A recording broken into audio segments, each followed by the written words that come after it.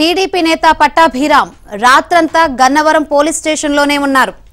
అంతకుముందు విజయవాడ ప్రభుత్వ ఆసుపత్రిలో పట్టాభికి వైద్య పరీక్షలు చేశారు. ఆ మెడికల్ రిపోర్టును నేడు పోలీసులు కోర్టుకు సమర్పించనున్నారు. పట్టాభిరామ్ మెడికల్ రిపోర్టు ఆధారంగా రిమాండ్పై నిర్ణయం ఉండనుంది. పట్టాభిని ఇవాళ న్యాయమూర్తి ఎదుట హాజరుపరిచే అవకాశాలున్నాయి.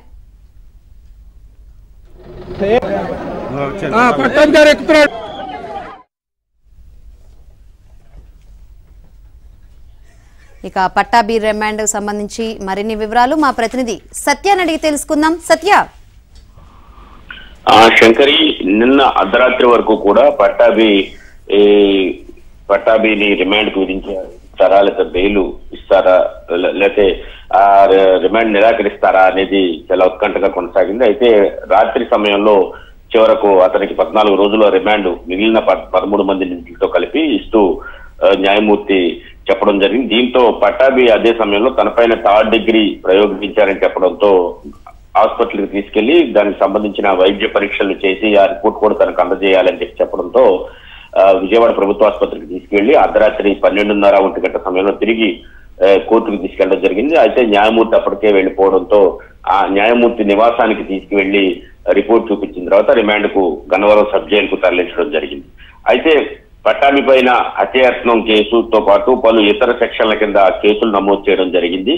దీంతో ప్రధానంగా చూస్తే కనుక ఈ ఇన్సిడెంట్ జరిగింది తర్వాత ఎవరైతే సిఐ కనకారావు ఉన్నారో ఆయన్ను ఆసుపత్రికి తీసుకెళ్తే ఆసుపత్రిలో కానిస్టేబుల్ తీసుకువెళ్ళడం జరిగింది.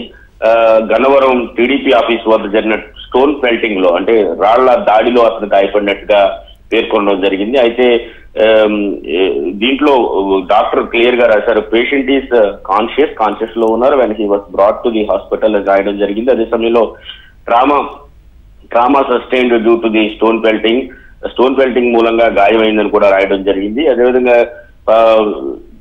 ఇది చాలా సాధారణ గాయం అని చెప్పినప్పుడు కూడా దానికి హత్యాయత్నం స్థాయి సివియర్ కేసులు పెట్టడం మూలంగానే అతనికి ఎవరైతే నిందితుడిగా పేర్కొనబడి పట్టాభి ఉన్నారో పట్టాభికి బెయిల్ రాలేదు, అతన్ని రిమాండ్ నిరాకరించలేదని చెబుతూ ఉన్న పరిస్థితి అయితే ఉంది.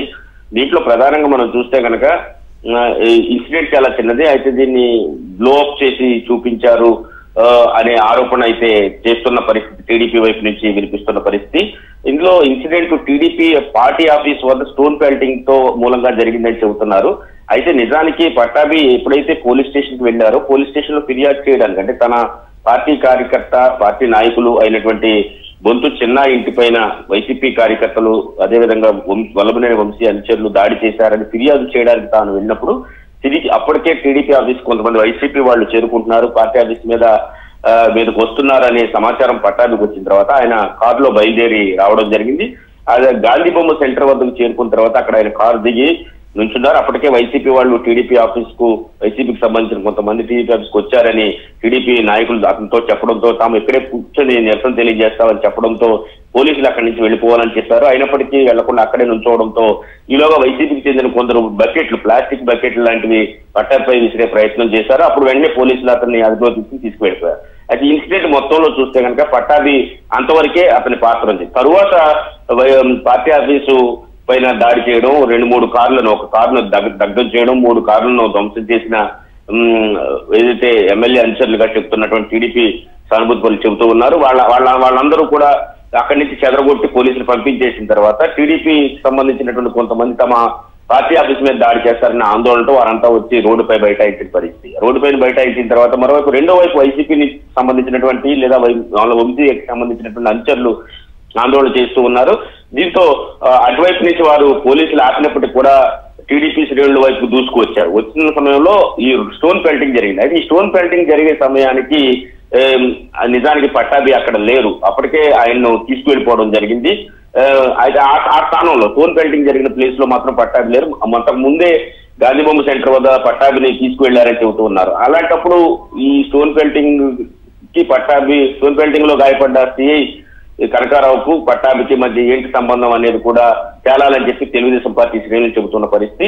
ఇది కూడా చాలా చిన్న ఇన్సిడెంట్ ని చాలా పెద్దగా బ్లో అప్ చేసి హత్యాయత్నం కేసు లాంటి పెద్ద కేసులు పెట్టడం వల్లే అతన్ని రిమాండ్ విధించాల్సి వచ్చింది. ఈ విధమైన పెద్ద పెద్ద కేసులు పెట్టారు.